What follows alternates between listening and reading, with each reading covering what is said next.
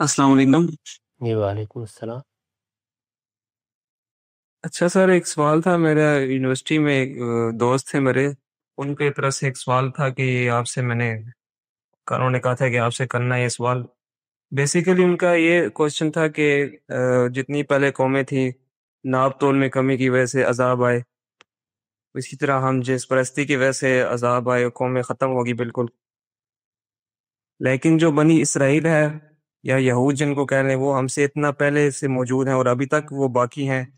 ان کے اندر کتنی برائیاں پائی جاتی ہیں،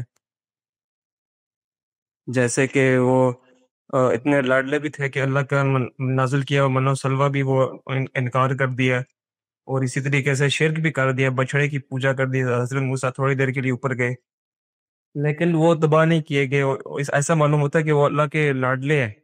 ان کا یہ بیسیکلی سوال تھا کہ نعوذ باللہ ایسا ذہن میں خیالات آتے ہیں، تو اس کے بارے میں آپ کیا فرمائیں گے؟ مسلمانوں پہ بھی عذاب ہے لیکن یہود پہ کیوں نہیں ہے؟ وہ جینوسائیڈ بھی کرتے ہیں ابھی۔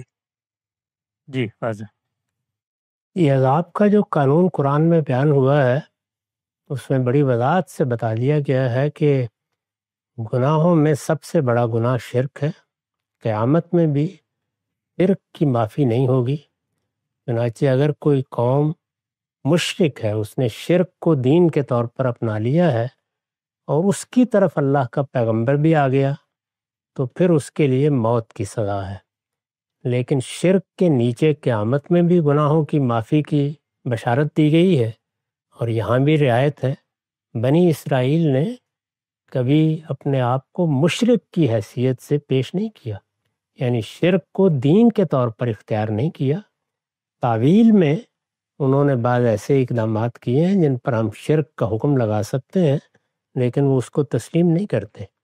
تو اللہ تعالیٰ نے قرآن مجید میں جہاں اتمام حجت کا قانون بیان کیا ہے، وہاں بتا دیا ہے کہ مشرکین کے لیے موت کی سزا ہے، اہل کتاب کے لیے جنہوں نے شرک کو دین کے طور پر اختیار نہیں کیا، محکومی کی سزا ہے، غلامی کی سزا ہے۔